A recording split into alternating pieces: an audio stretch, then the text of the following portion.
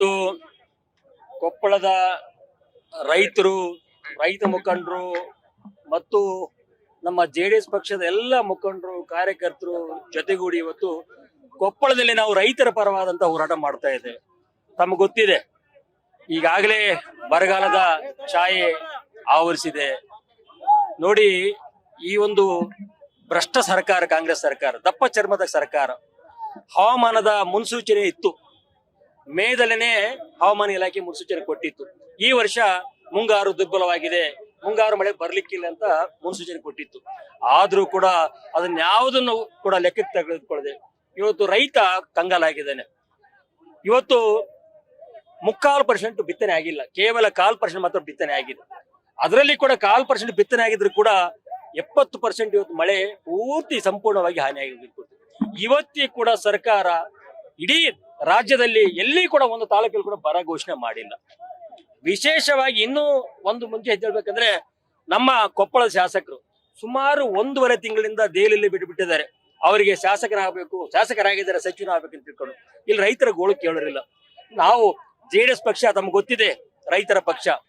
ನಮ್ಮ ಕುಮಾರಣ್ಣವರು ಇದೆಲ್ಲ ಮುನ್ಸೂಚನೆ ಅರ್ಥಕೊಂಡು 1 ತಿಂಗಳ ಮುಂಚೆನೆ ಈಗಾಗಲೇ ಎಲ್ಲ ನಮ್ಮ ಪಕ್ಷದ ಶಾಸಕರು, ಸಂಸದರು, ಮಾಜಿ ಶಾಸಕರಿಗೆ ಇಡೀ ರಾಜ್ಯವನ್ನು ಸುತ್ತಿ ನೀವು ರೈತರ ಹತ್ರ ಹೋಗಿ ರೈತರ ಕಷ್ಟ ಅರ್ಥ ಮಾಡ್ಕೊಳ್ಳಿ, ನೀವು ಆ ಎಲ್ಲ ರೈತರ ಜೊತೆಗೆ ನೀವು ಅಲ್ಲಿ ಇರ್ಲೇಬೇಕಂತ ತಿಳ್ಕೊಂಡು ಮುನ್ಸೂಚನೆ ಈಗಾಗಲೇ ಸೂಚನೆ ಕೊಟ್ಟ ಪ್ರಕಾರ ಈಗಾಗಲೇ ನಮ್ಮೆಲ್ಲ ರಾಜ್ಯ ನಾಯಕರು ಇಡೀ ರಾಜ್ಯಾದ್ಯಂತ ಇವತ್ತು ಪ್ರವಾಸ ಮಾಡ್ತಾ ಇದ್ದಾರೆ.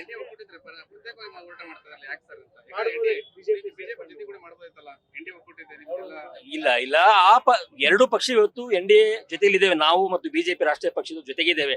ಆದ್ರೆ ನಮ್ಮ ಪಕ್ಷದ ಸಂಘಟನೆ ನಾವು ಮಾಡ್ತೇವೆ, ಅವ್ರ ಪಕ್ಷ ಸಂಘಟನೆ ಅವ್ರು ಮಾಡ್ತಾರೆ. ಸಂದರ್ಭಕ್ಕೆ ಬಂದಾಗ ರೈತರ ಸಮಸ್ಯೆ ಕೂಡ ನಿನ್ನೆ ಕೂಡ ಸನ್ಮಾನ್ಯ CT ರವರ ಒಂದು ಅಧ್ಯಕ್ಷತೆಯಲ್ಲಿ ಏನು ಉತ್ತರ ಕರ್ನಾಟಕದಲ್ಲಿ ಪ್ರವಾಸ ಇತ್ತು, ಅವರು ಕೂಡ ಪ್ರವಾಸ ಮಾಡಿದರೆ ನಾವು ಕೂಡ ನಮ್ಮೆಲ್ಲ ರೈತ ಮುಖಂಡರು ಸೇರ್ಕೊಂಡು ನಮ್ಮೆಲ್ಲ ಪದಾಧಿಕಾರಿಗಳು ಈಗ 2 ದಿವಸ ಕೆಳಗಡೆ ನಾವೆಲ್ಲ ಇಡೀ ತಾಲೂಕಿನಲ್ಲಿ ಸುಮಾರು ಒಂದು 15-20 ಹಳ್ಳಿ ಗ್ರಾಮಕ್ಕೆ ಹೋಗಿ ಆ ಗ್ರಾಮದಲ್ಲಿ ಇರ್ತಕ್ಕಂಥ ಪರಿಸ್ಥಿತಿನ ಅರ್ಥ ಮಾಡ್ಕೊಂಡು ಬಂದಿದ್ದೇವೆ. ನಮಗೆ ಒಟ್ಟಾರೆ ರೈತರ ಹಿತ ಮುಖ್ಯ, ರೈತರಿಗೆ ಅನ್ಯಾಯ ಬಂದು ಮುಖ್ಯ. ನಾವು ಇವತ್ತೆಲ್ಲ ರೈತರು ಸೇರ್ಕೊಂಡು ಇವತ್ತು ಜಿಲ್ಲಾಡಳಿತಕ್ಕೆ ಮನೆ ಕೊಡ್ತಕ್ಕಂತ ಕೆಲಸ ಮಾಡ್ತೇವೆ. ಯಾಕಂತ ಹೇಳಿದ್ರೆ ನೋಡಿ, ನಮ್ಮ ಆಗ್ರಹ ಅಷ್ಟೇ, ಇವತ್ತು ರೈತ ಸಂಕಷ್ಟದಿದ್ದಾನೆ. ಅವನಿಗೆ ಇವತ್ತು 1 ಎಕರೆಗೆ ಬಿತ್ತನೆ ಬೀಜ ಎಲ್ಲ ಏನೋ ಒಂದು ಗೊಬ್ಬರ ಎಲ್ಲ ಸೇರಿದ್ರೆ ಒಂದು 25,000 ರೂಪಾಯಿ ಖರ್ಚು ಬರುತ್ತೆ. ಇವತ್ತು ಆ 25,000 ಸರ್ಕಾರ ಯಾವುದೇ ಕಾರಣಕ್ಕೂ ಏನು ನೆರವಿಗೆ ಬರಬೇಕು, ಘೋಷಣೆ ಮಾಡಬೇಕು ಮತ್ತು ಕುಡಿಯ ನೀರಿನ ಸಮಸ್ಯೆ ಆಗದಂತೆ ನೋಡ್ಕೋಬೇಕು. ನಮ್ಮ ಜಾನುವಾರುಗಳಿಗೆ ಯಾವುದೇ ಕಾರಣಕ್ಕೂ ಇವತ್ತು ಮೇವು ಬ್ಯಾಂಕನ್ನ ತೆಗಿಬೇಕು.